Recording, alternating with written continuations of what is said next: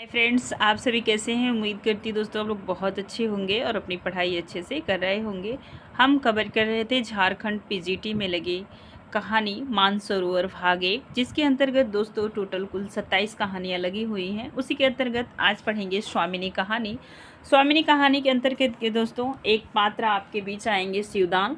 शिवदान के पास 2 पुत्र रहते हैं। उन्होंने 2 सगी बहनों के साथ अपने दोनों सगे पुत्र की शादी कर दी, जिसके अंतर्गत जो है कि एक कुछ समय बीतता है जिसमें एक बेटा उनका जो है कि दुनिया से अलविदा हो जाता है और उनकी बहू विधवा हो जाती है। विधवा होने के बाद वो दुनिया में किस तरीके से अपने ज़िंदगी को सरवाइव करे, आगे बढ़ाए, उसके लिए शिवदान सिंह ने अपने घर की जो मेन मालकिन वाली चाबी होती है बहू को दे देते हैं और बहू खुशी खुशी अपने जीवन निर्वाह करने लगती है। उसका हर काम ईमानदारी और मेहनत से करती है और लगन के साथ करती, क्योंकि वो मालकिन हो चुकी होती है और वो एक विधवा स्त्री को स्वामिनी बना के अपने घर में रखते हैं। कहानी कुछ इसी तरीके से मोड़ लेती है। आइए हमारे साथ पूरी कहानी का वाचन करते हैं। शिवदान, आइए पढ़िए पूरी कहानी। शिवदान ने भंडारे की कुंजी अपनी बहू रामप्यारी के सामने फेंक कर अपनी बूढ़ी आंखों में आंसू भरकर कहा, बहू, आज से गिरस्ती की देखभाल तुम्हारे ऊपर है। मेरा सुख भगवान से नहीं देखा गया, नहीं तो क्या जवान बेटे को यो छीन लेते। उसका काम करने वाला तो कोई चाहिए। एक हल तोड़ दूं तो गुजारा न होगा।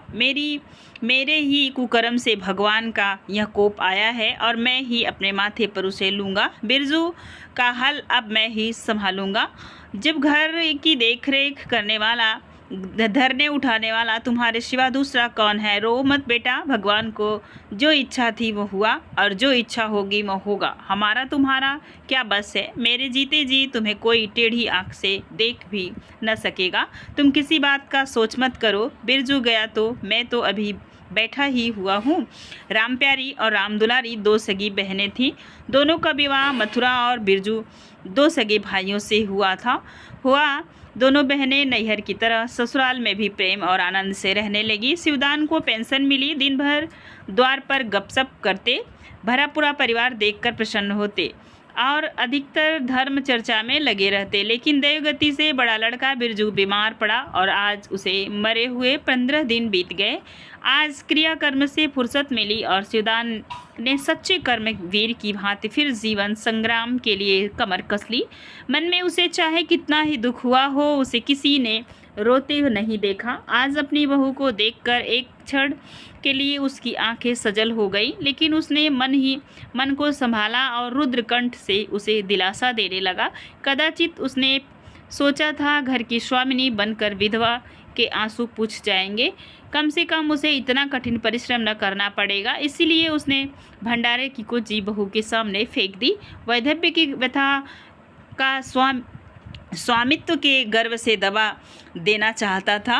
रामप्यारी ने पुलकित कंठ से कहा, यह कैसे हो सकता है दादा कि तुम मेहनत मजदूरी करो और मैं मालकिन बनकर बैठूं। काम धंधे में लगी रहूंगी तो मन बहलता रहेगा, बैठे बैठे तो रोने के सिवा और कुछ न होगा। शिवदान ने समझाया, बेटा, दैवगति से तो किसी का बस नहीं। रोने धोने से, हलकानी से के सिवा और क्या हाथ आएगा। घर में भी तो 20 काम है। कोई साधु संत आ जाए, कोई पाहुना ही आ जाए, पाहुना का मतलब मेहमान होते हैं, ही आ जाए, हाँ पहुँचे, उसने उनके सेवा सत्कार के लिए किसी को तो घर पर रहना ही पड़ेगा। बहू ने बहुत से हीले किए पर शिवदान ने एक न सुनी। शिवदान के बाहर चले जाने पर रामप्यारी ने कुंजी उठाई तो उसे मन में अपूर्व गर्व और उत्तरदायित्व का अनुभव हुआ। जरा देर के लिए पति वियोग का दुख उसे भूल गया।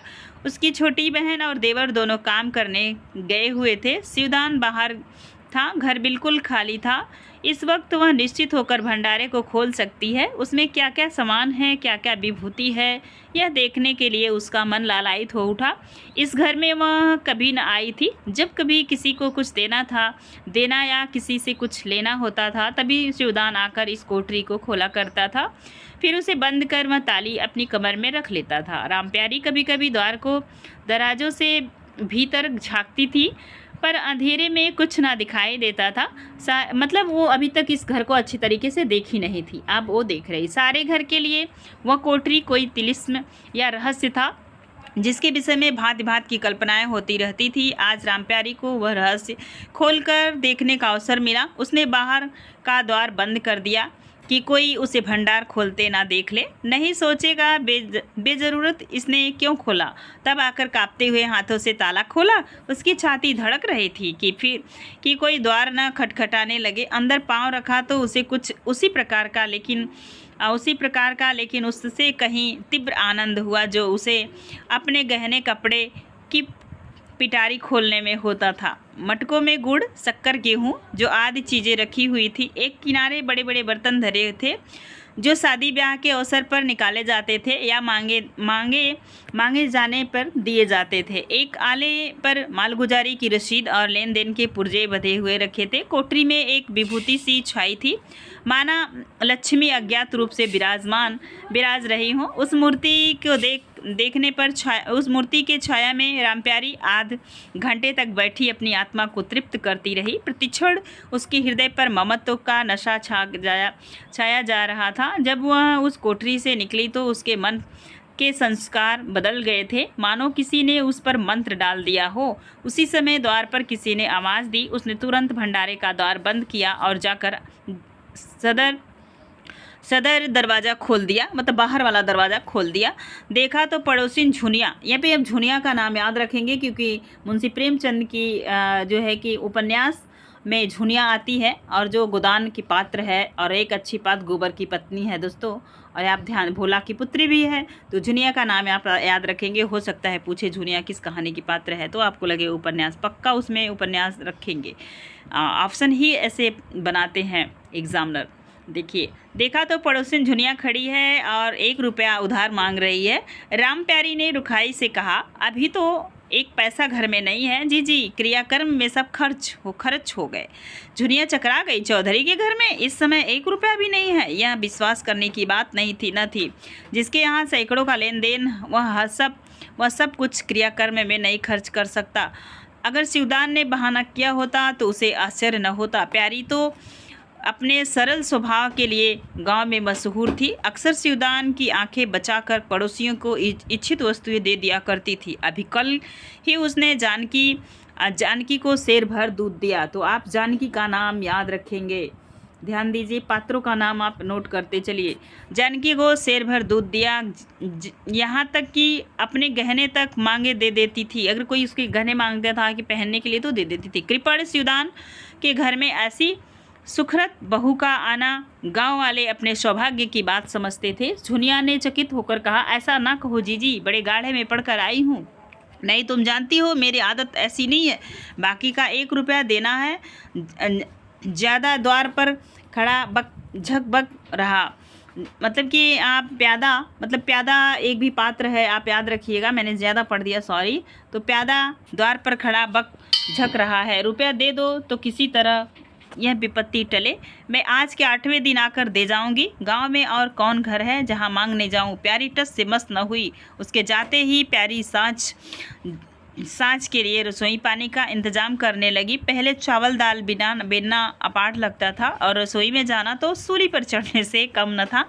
कुछ देर दोनों बहनों में झाँव होती, तब शिवदान आकर कहते, क्या आज रसोई न बनेगी? तो 2 में से एक उठती और मोटे मोटे टिक्कड़ लगा कर रख देती, मानो बैलों का सातिब हो, मतलब बैलों के लिए बना रही हो, ऐसा कुछ सोचते थे। आज प्यारी तनमन से रसोई के प्रबंध में लगी हुई है। अब वह घर की स्वामिनी है। तो कहानी का मेन निष्कर्ष आपके सामने आ चुका है। अब क्या है, वो स्वामिनी है, किसको उसको चाबी मिली है।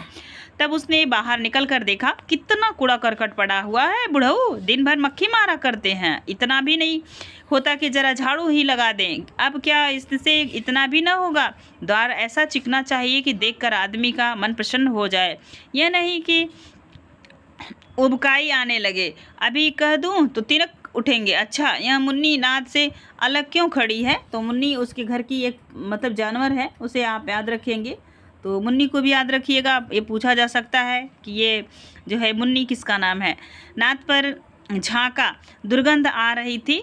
ठीक मालूम होता है महीनों से पानी ही नहीं बदला गया। इस तरह तो गाय रह चुकी। मतलब मुन्नी, अब आप समझ रहे हैं गाय का नाम है। अपना पेट भर लिया, छुट्टी हुई, और किसी से क्या मतलब। हाँ, दूध सबको अच्छा लगता है। दादा द्वार पर बैठे चीलम पी रहे हैं, मगर इतना नहीं होता कि 4 घड़ा पानी नाद में डाल दे। मंजूर रखा है, वह भी 3 कौड़ी का। खाने का 1.5 सेर, काम करने का नानी मरती है। आज आते हैं तो पूछती हूँ, नाद में पानी क्यों नहीं बदला। रहना हो रहे या जाए, आदमी बहुत मिलेंगे। चारों ओर तो लोग मारे मारे फिर रहे हैं। आखिर उससे न रहा गया, घड़ा उठाकर पानी लाने चली। शिवदान ने पुकारा, पानी क्या होगा बहू, इसमें पानी भरा हुआ है। प्यारी ने कहा, नाद का पानी सड़ गया है। मुन्नी भूसे में मुंह नहीं डालती। देखते नहीं हो कोस भर पर खड़ी है। शिवदान मार्मिक भाव से मुस्कुराए और आकर बहू के हाथ से घड़ा ले लिया। कई महीने बीत गए। प्यारी के अधिकार में आते ही उस घर में जैसे वसंत आ गया। भीतर बाहर जहाँ देखिए कहीं किसी निपुण प्रबंध के हस्त कौशल, सुविचार और सुरुचि के चिन्ह दिखते हैं। प्यारी ने गृह मंत्र को ऐसी चाबी कस दी थी कि सभी पुर्जे ठीक ठीक चलने लगे थे। भोजन पहले से अच्छा मिलता और समय पर मिलता। दूध ज़्यादा होता, घी ज़्यादा होता और काम ज़्यादा होता है। प्यारी ने खुद विश्राम लेती, न दूसरों को विश्राम लेने देती। घर में कुछ ऐसी बरकत आ गई है कि जो चीज़ मांगो घर ही में निकल जाती। आदमी से लेकर जानवर तक सभी स्वस्थ दिखाई देते। अब वह पहले की सी दशा नहीं है कि कोई चीथड़े लपेटे घूम रहा है, किसी को गहने की धुन सवार है। हाँ, अगर कोई रुग्ण और चिंतित तथा मलिन वेश में है तो वह प्यारी। फिर भी सारा घर उससे जलता है। यहाँ तक कि बूढ़े विश्वदान भी कभी कभी उसकी बदगोई करते। किसी को पहर रात घर रहे उठना अच्छा नहीं लगता। मेहनत से कभी सभी जी चुराते। फिर भी यह सब मानते हैं कि प्यारी न हो तो घर का काम न चले। और दोनों बहनों में भी अब उतना अनापन नहीं है। प्रातः काल का समय था। दुलारी ने हाथों के कड़े लाकर प्यारी के सामने पटक दिया और घुन्नाई हुई बोली, लेकर इसे भी भंडारे में बंद कर दे। प्यारी ने कड़े उठा लिए और कोमल स्वर में कहा, कह तो दिया, हाथ में रुपए आने दे, बनवा दूंगी। अभी तो ऐसा घीस नहीं गया है कि आज ही उतार कर फेंक दिया जाए। दुलारी लड़ने को तैयार हो गई, बोली, तेरे हाथ में काहे को कभी रुपए आएंगे और काहे को कड़े बनेंगे। जोड़ जोड़ रखने में मज़ा आता है ना। प्यारी ने हंसकर कहा, जोड़ रखती हूँ तो तेरे ही लिए कि मेरे कोई और बैठा हुआ है कि मैं सबसे ज़्यादा खा पहन लेती हूँ। मेरा अनंत कब का टूटा पड़ा है। दुलारी, तुम न खाओ पहनो, जस तो पाती हो। यहाँ खाने पहनने के सिवा और क्या है। मैं तुम्हारा हिसाब किताब नहीं जानती। मेरे कड़े आज बनने को भेज दो। प्यारी ने सरल विनोद के भाव से पूछा, रुपए न हो तो कहाँ से लाऊं। दुलारी ने उदंडता के साथ कहा, मुझे अब इससे कोई मतलब नहीं है। मैं तो कड़े चाहती हूँ। इसी तरह घर के सब आदमी अपने अपने अवसर पर प्यारी को 2-4 खोटी खरी सुनाए जाते थे और वह गरीब सबकी धौस सहकर सहती थी। स्वामिनी का तो यह धर्म ही है, सबकी धौस सुन ले और करे वही जिसमें घर का कल्याण हो। स्वामिनी के कवच पर धौस, ताने, धमकी किसी का असर न होता। उसकी स्वामिनी कल्पना इन आघातों से और भी स्वस्थ होती थी। वह गृहस्थी की सच्चा टीका है। सभी अपने अपने दुख उसी के सामने रोते हैं, पर जो कुछ वह कहती है वही होता है। इतना उसे प्रसन्न करने के लिए काफ़ी था। गांव में प्यारी की सराहना होती थी। अभी उम्र ही क्या है, लेकिन सारे घर को संभाले हुए है। चाहती तो सगाई करके चैन से रहती, मतलब शादी करके। इस घर के पीछे अपने को मिटाए देती है। कभी किसी से हंसती बोलती भी नहीं, जैसे काया पलट हो गई। कई दिन बाद दुलारी के कड़े बनकर आ गए। प्यारी खुद सुनार के घर दौड़ गई। संध्या हो गई थी। दुलारी और मथुरा हार से लौटे। प्यारी ने नए कड़े दुलारी को दिए। दुलारी निहाल हो गई, चटपट कड़े पहने और दौड़ी हुई बरौठे में जाकर मथुरा को दिखाने लगी। प्यारी बैरौठे के द्वार पर छिपी खड़ी यह दृश्य देखने लगी। उसकी आंखें सजल हो गई। दुलारी उससे कुल 3 ही साल तो छोटी है, पर दोनों में कितना अंतर है। उसकी आंखें मानो उस दृश्य पर जम गई। दंपत्ति का वह सरल आनंद, उसका प्रेमालिंगन, उनको मुग्ध मुद्रा प्यारी को टकटकी सी बांध गई। यहाँ तक कि दीपक के धुंधले प्रकाश में वे दोनों उसकी नज़रों से गायब हो गए और अपने ही अतीत जीवन की एक लीला आंखों के सामने बार बार नए नए रूप में आने लगी। सहसा शिवदान ने पुकारा, बड़ी बहू 1 पैसा दो, तंबाकू मंगाऊंगा। प्यारी की समाध टूट गई। आंसू पोंछती हुई भंडारे में पैसा लेने चली गई। एक एक करके प्यारी के गहने उसके हाथ से निकलते जाते थे। वह चाहती थी मेरा घर गांव में सबसे संपन्न समझा जाए, और इस महत्वाकांक्षा का मूल्य देना पड़ता था। कभी घर की मरम्मत के लिए, कभी बैलों की नई गोई खरीदने के लिए, सभी नातेदारों को व्यवहारों के लिए, कभी बीमारी की दवा दारू के लिए रुपए की ज़रूरत पड़ती रहती थी। और जब बहुत कर्तव्योत करने पर भी काम न चलता तो वह अपनी कोई न कोई चीज़ निकाल देती, और चीज़ एक बार हाथ से निकलकर फिर न लौटती। वह चाहती तो इनमें से कितने ही खर्चों की टाल जाती, पर जहाँ इज्जत की बात आ पड़ती थी वह दिल खोल कर खर्च करती। अगर गांव में हेठी हो गई तो क्या बात रही, लोग उसी का नाम तो धरेंगे। दुलारी के पास भी गहने थे, 2-1 चीज़ें मथुरा के पास भी थी, लेकिन प्यारी उनकी चीज़ें न छूती। उसने उनके खाने पहनने के दिन हैं, वे इस जंजाल में क्यों फंसे। दुलारी के लड़का हुआ तो प्यारी ने धूम से जन्मोत्सव मनाने का प्रस्ताव किया। शिवदान ने विरोध किया, क्या फ़ायदा, जब भगवान की दया से सगाई ब्याह के दिन आएंगे तो धूमधाम कर लेना। प्यारी का हौसलों से भरा दिल भरा क्यों मानता। बोली, कैसी बात कहते हो दादा, पहलौठ हो, लड़के लिए सी धूमधाम ना हुआ तो कब होगा। मतलब पहला बच्चा घर में हुआ है तो धूमधाम ना होगा तो कब होगा। मन तो नहीं मानता, फिर दुनिया क्या कहेगी। नाम बड़े दर्शन थोड़े। मैं प्रेमचंद का ये जो है कि बहुत अच्छा व्यक्तित्व रहा है कि ये अपने कहानियों में ना जो है कि बहुत सारे चीज़ों को समेट दिए। जैसे यहाँ पे आप देख पा रहे होंगे, नाम बड़े दर्शन थोड़े, तो इन्होंने यहाँ पे जो है कि एक कोटेशन का भी उपयोग किया है, आप ध्यान दीजिएगा। मैं तुमसे कुछ नहीं मांगती, अपना सारा इंतजाम कर लूँगी, बहनों के माथे जाएगी। और क्या, शिवदान ने चिंतित होकर कहा, इस तरह एक दिन धागा भी न बचेगा। कितना समझाया बेटा, भाई भौजाई किसी के नहीं होते, अपने पास 2 चीज़ें रहेगी तो सब मुँह जोहेंगे, नहीं कोई सीधे बात भी न करेगा। प्यारी ने ऐसा मुँह बनाया मानो वह ऐसी बुरी बातें बहुत सुन चुकी है, और बोली, जो अपने हैं वे बात भी न पूछें तो भी अपने ही रहते हैं। मेरा धर्म मेरे साथ है, उनका धर्म उनके साथ है। मर जाऊंगी तो क्या छाती पर लाद ले जाऊंगी। धूमधाम से जन्मोत्सव मनाया गया। बरही के दिन सारी बिरादरी का भोज हुआ, लोग खा पी कर चले गए तो प्यारी दिन भर की थकित मादी आंगन में एक टाट का टुकड़ा बिछाकर कमर सीधी करने लगी। आंखें झपक गई। मथुरा उसी वक्त घर में आया। नवजात पुत्र को देखने के लिए उसका चित्त व्याकुल हो रहा था। दुलारी सौर गृह से निकल चुकी थी। गर्भावस्था में उसकी देह क्षीण हो गई थी, मुंह भी उतर गया था, पर आज स्वस्थता की लहर लालिमा मुख पर छाई हुई थी। मातृत्व के गर्व और आनंद ने अंगों में संजीवनी सी रखी थी। सौर के संयम और पौष्टिक भोजन ने देह को चिकना कर दिया था। मथुरा उसे आंगन में देखते ही समीप आ गया और एक बार प्यारी की ओर ताककर उसके निद्रा मग्न होने का निश्चय करके उसने शिशु को गोद में ले लिया और उसका मुंह चूमने लगा। आहट पाकर प्यारी की आंखें खुल गई, पर उसने नींद का बहाना किया और अधखुली आंखों से आनंद क्रीड़ा देखने लगी। माता और पिता दोनों बारी बारी से बालक को चूमते, गले लगाते और उसके मुख को निहारते थे। कितना स्वर्गीय आनंद था। प्यारी की तृषित लालसा एक क्षण के लिए स्वामिनी को भूल गई।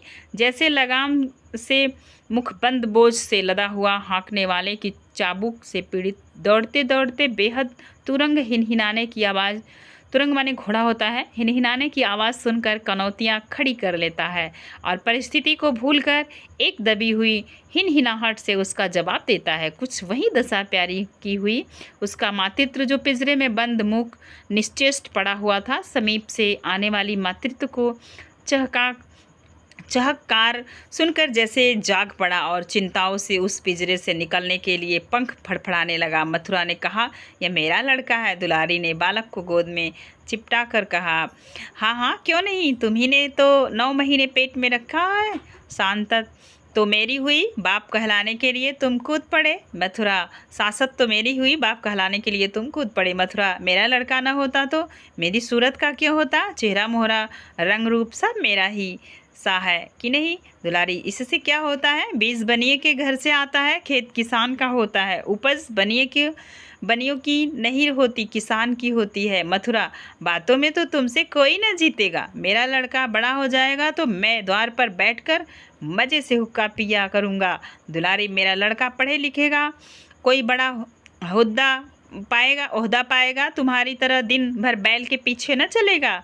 मालकिन से कहना है कल एक पालना बनवा दे। मथुरा, अब बहुत सवेरे सवेरे न उठा करना और छाती फाड़ कर काम भी न करना। दुलारी, यह महारानी जी ने देंगी। मथुरा, मुझे तो बेचारी पर दया आती है, उसके कौन बैठा हुआ है, हम ही लोग के लिए तो मरती है। भैया होते तो अब तक 2-3 बच्चे की माँ हो गई होती। प्यारी के कंठ में आंसुओं का ऐसा वेग उठा कि उसे रोकने में सारी देह कांप उठी। अपना चर्चित जीवन उसे मरुस्थल सा लगा, जिसको सूखी रेत पर वह हरा भरा आग लगाने की निष्फल चेष्टा कर रही थी।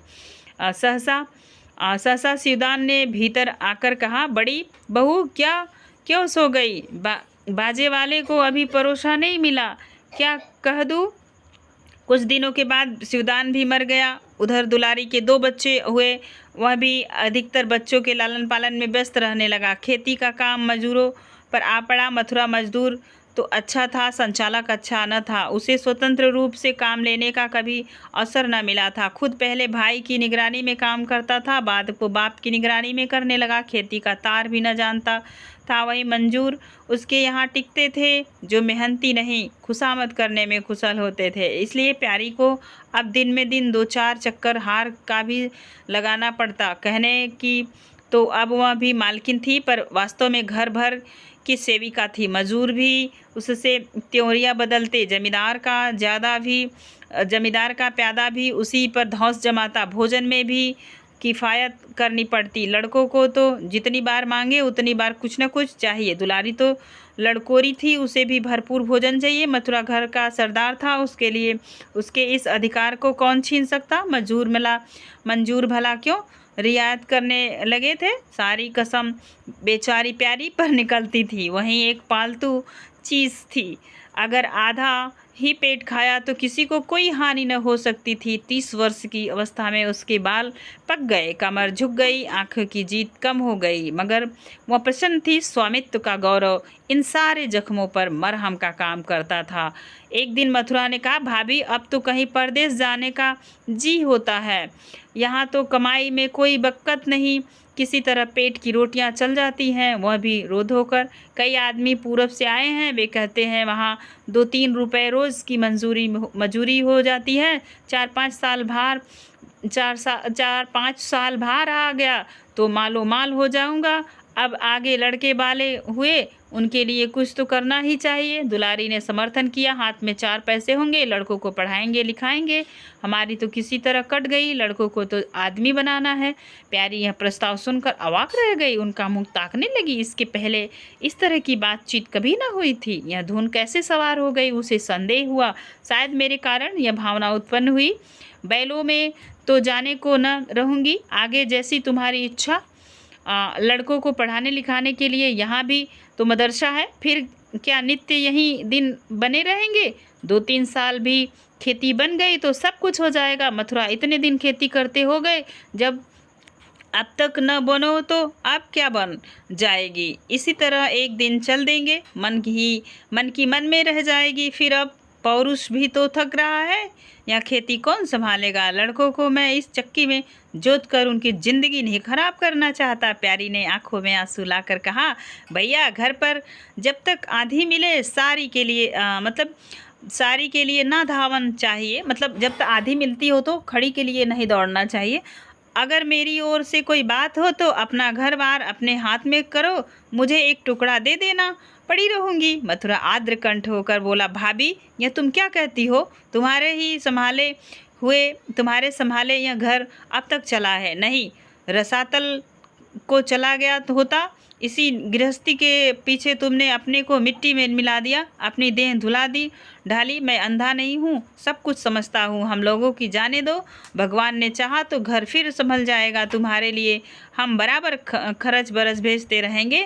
प्यारी ने कहा तो ऐसा ही है तो तुम चले जाओ, बाल बच्चे को कहाँ कहाँ बांध फिरोगे। दुलारी बोली, यह कैसे हो सकता है बहन, यहाँ देहात में लड़के क्या पढ़े लिखेंगे, बच्चों के बिना इनका जी भी नहीं वहाँ नहीं लगेगा, दौड़ दौड़ घर आएंगे और सारी कमाई रेल खा जाएगी। परदेश में अकेले जितना खर्च होगा उतने में सारा घर आराम से रहेगा। प्यारी बोली, तो मैं ही यहाँ रहकर क्या करूँगी, मुझे भी लेते चलो। दुलारी उसे साथ ले चलने को तैयार न थी, कुछ दिन जीवन का आनंद उठाना चाहती थी। अगर परदेश में भी यह बंधन रहा तो जाने से फायदा ही क्या होगा। बोली, बहन तुम चलती तो क्या बात थी, लेकिन फिर यहाँ सारा करो बार तो चौपट हो जाएगा, तुम तो कुछ ना कुछ देखभाल करती ही रहोगी। प्रस्थान की तिथि के एक दिन पहले ही राम प्यारी ने रात भर जागकर हलवा और पूरियाँ पकाई। जब से इस घर में आई कभी इस दिन के लिए भी अकेले रहने का अवसर नहीं आया। दोनों बहनें सदैव साथ रही। आज उस भयंकर अवसर को सामने आते देखकर प्यारी का दिल बैठ जाता था। और देखती थी मथुरा प्रसन्न है, दुलारी भी प्रसन्न है, बाल वृंद यात्रा के आनंद में खाना पीना तक भूल गए हैं, मतलब बाल बच्चे। तो उसके जी में आता वह भी इसी भांति निर्द्वंद रहे, मोह और ममता को पैरों से कुचल डाले। किंतु वह ममता जिस खाद्य को खा खा कर परी थी, उसे अपने सामने से हटाए जाते देखकर क्षुब्ध होने से न रुकती थी। दुलारी तो इस तरह निश्चित होकर बैठी थी मानो कोई मेला देखने जा रही है, नई नई चीज़ों को देखने, नई दुनिया में विचरने का उत्सुकता ने उसे क्रियाशून्य सा कर दिया था। प्यारी के सिर साधे प्रबंध का भार था, धोबी के घर से कपड़े आए या नहीं, कौन से बर्तन साथ जाएंगे, सफ़र खर्च के लिए कितने रुपए की ज़रूरत होगी। एक बच्चे की खांसी आ रही थी, दूसरे को कई दिन से दस्त आ रहे थे, उन दोनों को की औषधियाँ को पीसना कूटना आदि सैकड़ों ही काम उसे व्यस्त किए हुए थे। लड़कोरी न होकर भी वह बच्चों के लालन पालन में दुलारी से कुशल थी। देखो बच्चों को बहुत मारना पीटना मत, मारने से बच्चे जिद्दी और बेहया हो जाते हैं। बच्चों के साथ आदमी को बच्चा बन जाना पड़ता है, कभी उनके साथ खेलना पड़ता है, कभी हंसना पड़ता है। जो तुम चाहो कि हम आराम से पड़े रहें और बच्चे चुपचाप बैठे रहें, हाथ पैर ना हिलाएं, तो यह हो नहीं सकता। बच्चे तो स्वभाव के चंचल होते हैं, उन्हें किसी न किसी काम में फंसाए रखो। खेले का एक खिलौना 1000 घुड़ियों से बढ़कर होता है। दुलारी उपदेशों को इस तरह बेमन होकर सुनती थी मानो कोई सनक कर बक रहा हो। विदाई का दिन प्यारी के लिए परीक्षा का दिन था। उसके जी में आता था कहीं चली जाए जिसमें वह दृश्य ना देखना पड़े। हाँ, घड़ी भर में यह सब घर सूना हो जाएगा। वह दिन भर घर में अकेली पड़ी रहेगी, किससे हंसेगी बोलेगी, यह सोचकर उसका हृदय कांप जाता था। ज्यों-ज्यों समय निकट आता था उसकी वृत्तियाँ शिथिल होती जाती थी। वह कोई काम करते करते जैसे खो जाती थी और अपलक नेत्रों से किसी वस्तु की ओर ताकने लगती थी। कभी अवसर पाकर एकांत में जाकर थोड़ा सा रो आती थी। मन को समझा रही थी, वह लोग अपने होते तो क्या इस तरह चले जाते। यह तो मानने का नाता है, किसी पर कोई ज़बरदस्ती है। दूसरों के लिए कितना ही मरो तो भी अपने नहीं होते। पानी तेल में कितना ही मिले फिर भी अलग ही रहेगा। बच्चे नए नए कुर्ते पहने नवाज बने घूम रहे थे। प्यारी उन्हें प्यार करने के लिए गोद में लेना चाहती तो रोने का मुंह बनाकर छुड़ाकर भाग जाते। वह क्या जानती थी कि ऐसे अवसर पर बहुधा अपने बच्चे भी निठुर हो जाते हैं। 10 बजते बजते द्वार पर बैलगाड़ी आ गई। लड़के पहले हो से उस पर जा बैठे। गांव की कितनी स्त्री पुरुष मिलने आए। प्यारी को इस समय उनका आना बुरा लग रहा था। वह दुलारी से थोड़ी देर एकांत में गले मिलकर रोना चाहती थी। मथुरा से हाथ जोड़कर कहना चाहती थी, मेरी खोज खबर लेते रहना, तुम्हारे सिवा मेरा संसार में कौन है। लेकिन इस भब्बड़ में उसको इन बातों का मौका न मिला। मथुरा और दुलारी दोनों गाड़ी में जा बैठे और प्यारी द्वार पर रोती खड़ी रह गई। वह इतनी विह्वल थी कि गांव के बाहर तक पहुंचाने की भी उसे सुधि न रही। कई दिन तक प्यारी मूर्छित सी पड़ी रही, न घर से निकली, न चूल्हा जलाया, न हाथ मुंह धोया। उसका हलवाहा जोख बार आकर कहता, मालकिन उठो, मुंह हाथ धो लो, कुछ खाओ पियो, कब तक इस तरह पड़ी रहोगी। इस तरह की तसल्ली गांव की और स्त्रियां भी देती थीं, पर उनकी तसल्ली में एक प्रकार की ईर्ष्या का भाव छिपा हुआ जान पड़ता था। जोखू के स्वर में सच्ची सहानुभूति झलकती थी। जोखू कामचोर, बातूनी और नशेबाज था। प्यारी उसे बराबर डांटती रहती थी, दो एक बार उसे निकाल भी चुकी थी, पर मथुरा के आग्रह से फिर रख लिया था। आज भी जोखू की सहानुभूति भरी बातें सुनकर प्यारी झुझलाती, यह काम करने क्यों नहीं जाता, यहाँ मेरे पीछे क्यों पड़ा हुआ है, मगर उसे झिड़क देने को जी न चाहता था। उसे इस समय सहानुभूति की भूख थी। फल कांटेदार वृक्ष से भी मिले तो क्या उसे छोड़ दिया जाता है? नहीं। धीरे धीरे क्षोभ का वेग कम हुआ, जीवन के व्यापार होने लगे। अब खेती का सारा भार व्यापारी पर था, प्यारी पर था। लोगों ने सलाह दी, एक हल तोड़ दो और खेतों को उठा दो, पर प्यारी का गर्व यूं ढोल बजाकर अपनी पराजय स्वीकार न कर सकता था। सारे काम पूर्ववत चलने लगे। उधर मथुरा के चिट्ठी पत्री न भेजने से उसके अभिमान को और भी उत्तेजना मिली। वह समझता है मैं उसके आश्रय बैठी हूँ, यहाँ उसको भी खिलाने का दावा रखती हूँ। उसके चिट्ठी भेजने से मुझे कोई निधि न मिल जाती। उसे अगर मेरी चिंता नहीं है तो मैं कब उसकी परवाह करती हूँ। घर में तो अब विशेष कोई काम न रहा नहीं। प्यारी सारे दिन खेतीबाड़ी के कामों में लगी रहती। खूब बोए थे पर खूब फले और खूब बिके। पहले सारा दूध घर में खर्च हो जाता था, अब बिकने लगा। प्यारी की मनोवृत्तियों में भी एक विचित्र परिवर्तन आ गया। वह अब साफ सुथरे कपड़े पहनती, मांग चोटी की ओर से भी उतनी उदासीन न थी। आभूषण में भी रुचि हुई। रुपए हाथ में आते ही उसने अपने गिरवी गहने छुड़ाए। भोजन भी समय से करने लगी। सागर पहले खेतों को सींचकर खुद खाली हो जाता था, अब निकास की नालियाँ बंद हो गई थी। सागर में पानी जमा होने लगा और अब उसमें हल्की हल्की लहरें भी थी, खिले हुए कमल भी थे। एक दिन जोखू हार से लौटा तो अंधेरा हो गया था। प्यारी ने पूछा, अब तक वहाँ क्या करता रहा? जोखू ने कहा, 4 क्यारियाँ बच रही थी, मैंने सोचा 10 मोट और खींच दूँ, कल का झंझट कौन रखे। मोट मतलब पहले के ज़माने में बैल से, मोट से मतलब प्लास्टिक का ऐसा कोई एक पात्र हुआ करता था जिससे पानी खींचा जाता था और उसकी सिंचाई होती थी। जोखू अब कुछ दिनों से काम में मन लगाने लगा था। अब तक मालकिन उसके सिर पर सवार रहते थे, अब हिले बहाने करता था। अब सब कुछ उसके हाथ में था। प्यारी सारे दिन हार में थोड़े ही रह सकती थी, इसीलिए अब उसमें जिम्मेवारी आ गई थी। प्यारी ने लोटे का पानी रखते हुए कहा, अच्छा हाथ मुंह धो डालो, आदमी जान रखकर काम करता है, हाय हाय करने से कुछ नहीं होता। खेत आज न होते कल होते, क्या जल्दी थी? जोखू ने समझा प्यारी बिगड़ रही है। उसने तो अपनी समझ में कारगुजारी की थी और समझा था तारीफ होगी। यहाँ आलोचना हुई। चिढ़कर बोला, मालकिन तुम दाहिने बाएं दोनों ओर चलती हो, जो बात नहीं समझती हो उसमें क्यों कूदती हो?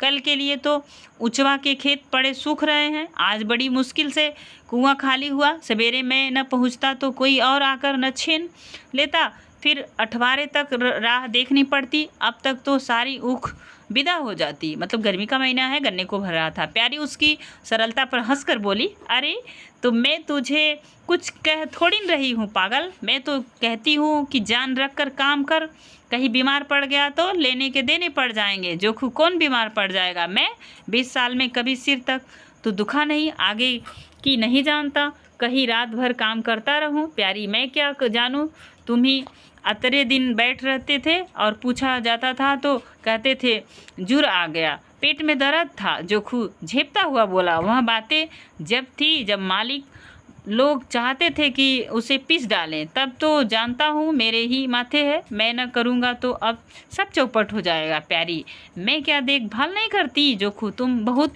करोगी, 2 बेर चली जाओगी, सारे दिन तुम वहाँ बैठी नहीं रह सकती ना। प्यारी को उसके निष्कपट व्यवहार ने मुग्ध कर दिया। बोली, तो इतनी रात गए चूल्हा जलाओगे, कोई सगाई क्यों नहीं कर लेते? जोखू ने मुंह धोते हुए कहा, तुम भी खूब कहती हो मालकिन, अपने पेट भर तो होता नहीं, सगाई कर लूं, 1.25 सेर खाता हूँ, 1 जून पूरा 1.25 सेर, 2 जून के लिए 2 सेर चाहिए। प्यारी अच्छा आज मेरी रसोई में खाओ, देखो कितना खाते हो। जोखू ने पुलकित होकर कहा, नहीं मालकिन, तुम बनाते बनाते थक जाओगी। हाँ, आध सेर के 2 रोटी बनाकर खिला दो तो खा लूँ। मैं तो यही करता हूँ, बस आटा सान कर 2 लीट बनाता हूँ और उपले पर सेक लेता हूँ, कभी मट्ठे से, कभी नमक से, कभी प्याज से खा लेता हूँ और आकर पड़ा रहता हूँ। प्यारी मैं तुझे आज फुलके खिलाऊंगी जोखू, तब तो सारी रात खाते ही बीत जाएंगे। प्यारी बको मत, झटपट आकर बैठ जाओ। जोखू जरा बैलों को सानी पानी देता आऊँ तो बैठूं। जोखू और प्यारी में ठनी हुई थी। प्यारी ने कहा, मैं कहती हूँ धान रोपने की कोई ज़रूरत नहीं, झड़ी लग जाए तो खेत डूब जाए, बरखा बंद हो जाए तो खेत सूख जाए, जुआर बाजरा सन अरहर सब तो हैं, धान न सही। जोखू ने अपने विशाल कंधे पर फावड़ा रखते हुए कहा, जब सबका होगा तो मेरा भी होगा, सबका डूब जाएगा तो मेरा भी डूब जाएगा, मैं क्यों किसी से पीछे रहूँगा। बाबा के ज़माने में 5 बीघे से कम नहीं रोपा जाता था। बिरजू भैया ने उसमें 1-2 बीघे और बढ़ा दिए। मथुरा ने भी थोड़ा बहुत हर साल रोपा, तो मैं क्यों सबसे गया बीता हूँ। मैं 5 बीघे से कम न लगाऊंगा। तो आप याद रखिएगा, धान 5 बीघे में लगा रहे हैं। तब घर के 2 जवान काम करने वाले थे, मैं अकेला उन दोनों के बराबर खाता हूँ, दोनों के बराबर काम क्यों न करूँगा। चल झूठा कहीं का, कहते थे 2 सेर खाता हूँ, 4 सेर खाता हूँ, 8 सेर में रह गए।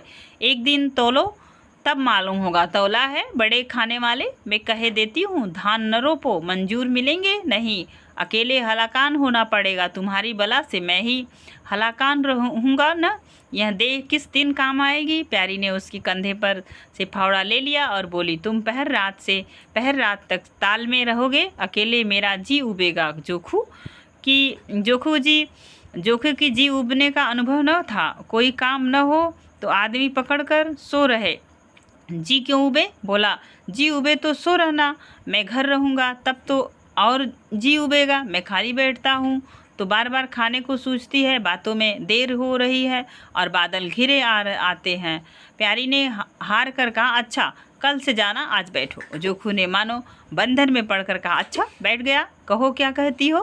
प्यारी ने विनोद करते हुए कहा, कहना क्या है, मैं तुमसे पूछती हूँ, अपनी सगाई क्यों नहीं कर लेते। अकेली मरती हूँ तब 1 से 2 हो जाऊंगी। जोखू शर्माता हुआ बोला, तुमने फिर वही बेबात की बात छेड़ दी। मालकिन, किससे सगाई कर लूँ, यहाँ मैं यही मेहरिया लेकर क्या करूँगा जो गहनों के लिए मेरी जान खाती रहे। प्यारी, यह तो तुमने बड़ी कड़ी शर्त लगाई, ऐसी औरत कहाँ मिलेगी जो गहने भी न चाहे। जोखू, यह मैं थोड़े ही कहता हूँ कि वह गहने न चाहे, हाँ मेरी जान न खाए। तुमने तो कभी गहनों के लिए हट न किया, बल्कि अपने सारे गहने दूसरे के ऊपर लगा दिए। प्यारी के कपोलों पर हल्का सा राग आ गया। बोली, अच्छा और क्या चाहते हो। जोखू, मैं कहने लगूंगा तो बिगड़ जाओगी। प्यारी की आंखों में लज्जा को एक रेखा नजर आई। बोली, बिगड़ने की बात कहोगे तो जरूर बिगड़ूंगी। जोखू, तो मैं न कहूँगा। प्यारी ने उसे पीछे की ओर ढकेलते हुए कहा, कहोगे कैसे नहीं, मैं कहला के ही छोड़ूंगी। जोखू, मैं चाहता हूँ कि वह तुम्हारी तरह हो, ऐसी ही गंभीर हो, ऐसी ही बातचीत में चतुर हो, ऐसा ही अच्छा खाना पकाती हो, ऐसे ही किफ़ायती हो, ऐसे ही हंसमुख हो। बस ऐसी औरत मिलेगी तो करूँगा, नहीं तो इसी तरह पड़ा रहूँगा। प्यारी का मुख लज्जा से आसक्त हो गया। उसने पीछे हटकर कहा, तुम बड़े नटखट हो, हंसी हंसी में सब कुछ कह गए। तो कहानी यहीं पे समाप्त हो गई दोस्तों। अब नेक्स्ट वीडियो में पढ़ेंगे ठाकुर का कुआं। कहानी कैसी लगी? कहानी तो बड़ी मज़ेदार है, और आपको कैसी लगी हमें कमेंट के माध्यम से ज़रूर बताइएगा। और नेक्स्ट आप किस टॉपिक पे वीडियो चाहते हैं, कमेंट सेक्शन में कमेंट करके हमें अवगत कराइएगा। आज के लिए बस इतना ही, फिर मिलेंगे नेक्स्ट वीडियो में। आज के धन्यवाद।